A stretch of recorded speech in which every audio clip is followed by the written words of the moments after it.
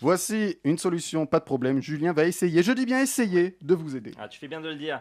Et voilà, ça y est, on y est presque. On a eu un week-end d'enfer, et c'est le cas de le dire. Alors nous, sur Paris, on a eu des températures allant jusqu'à 31, voire 32 degrés. Mais c'est des degrés parisiens. Donc c'est-à-dire qu'avec ces mêmes 31 degrés, je peux toaster mon pain de mie ou calciner mon steak au simple contact de la lumière. Mais bon, je suis content. L'été arrive à toute vitesse. Je vais enfin pouvoir me refaire de la raclette, de la tartiflette et tous les autres trucs en aide composés essentiellement de gras. À la seule exception de Ginette, ma voisine du 3e. Alors, je sais ce que vous dites là tout de suite. Non mais attends, c'est des plats d'hiver, ça pas d'été? Eh oui, bah écoutez, moi j'aime bien manger des trucs bien lourds, bien chauds et bien gras quand il fait bien chaud, bien lourd et que j'ai la peau bien grasse. De même qu'en hiver, moi j'aime bien me taper des pots entiers de glace à n'importe quelle heure du jour et de la nuit. Oui, bon alors me demandez pas pourquoi, c'est comme ça. J'ai jamais aimé faire comme tout le monde, j'ai toujours eu l'esprit de contradiction. Mais depuis bébé, c'est comme ça. Tiens, à ma naissance déjà, j'ai refusé de pleurer. Je sais pas envie. J'ai bien vu que l'autre con là qui arrêtait pas de me taper sur le cul, il avait qu'une envie, c'était que je crie, mais j'ai tout fait pour résister. Bon alors je vous cache pas qu'au bout de 10 minutes non-stop de tapage de cul, j'ai tout relâché. Puis entre nous, ça valait pas des masses le coup. Non, j'ai passé mes 2 premiers mois avec le derrière tellement rouge qu'on aurait dit celui d'un babouin, on savait plus s'il fallait me filer un biberon ou une banane.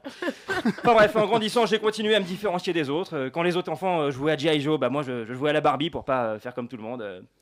Oui, non, aucun rapport avec ma sexualité. Non. Moi, ma Barbie, c'était Barbie Commando. Clairement la plus violente de toutes celles disponibles sur le marché. Et puis, j'ai continué comme ça à faire l'inverse de ce que faisaient les autres. Tiens, par exemple, quand j'étais dans les transports en commun, quand ils sont vides, je reste debout. Et puis, quand ils sont blindés, je reste assis pour bien prendre de la place. Je dors en costard et puis je sors en pyjama. Quand j'ai rendez-vous quelque part, je prends le chemin le plus long pour y arriver parce que je suis sûr que personne ne le prendra.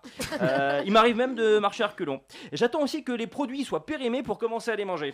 Et même quand on m'a proposé de faire une chronique radio, j'ai demandé s'il était possible de la mimer au moins au micro. Quoi. Et puis, il y a plein d'autres choses complètement connes que je fais qui finalement me pourrissent la vie, mais juste pour montrer que je suis pas un mouton, je persiste, je fais rien comme tout le monde. Alors, on m'a toujours dit que dans la vie, il y avait les meneurs et les suiveurs, mais ce qu'on m'a jamais dit, c'est qu'il y avait aussi les rebelles. Alors, j'imagine que je suis pas le seul à avoir ce problème. Alors, j'ai eu beau chercher une solution à ce problème, et je vous cache pas que ça a été très compliqué de trouver une porte de sortie pour réussir enfin à faire comme tout le monde sans trahir son côté révolutionnaire. Alors, à défaut d'avoir une solution, j'ai trouvé une proposition. Alors essayez de me suivre parce que je vous cache pas que c'est un peu tordu. Il faudrait en fait tout simplement que tous ceux qui ne font pas comme tout le monde se rassemblent et vivent ensemble. Alors forcément, au bout d'un moment, à force de tous faire pas comme les autres, certains auraient envie de se rebeller et de faire comme tout le monde pour montrer leurs différences et ainsi rejoindre ceux qui font différemment de ceux qui ne font pas comme les autres.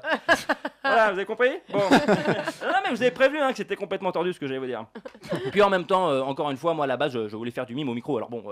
Bon, en attendant qu'à côté d'une boîte d'aspirine, vous réfléchissiez à ma proposition de nombreuses fois en podcast et au ralenti, je vous laisse, il faut que j'aille préparer mon sapin de Noël d'été. Bravo.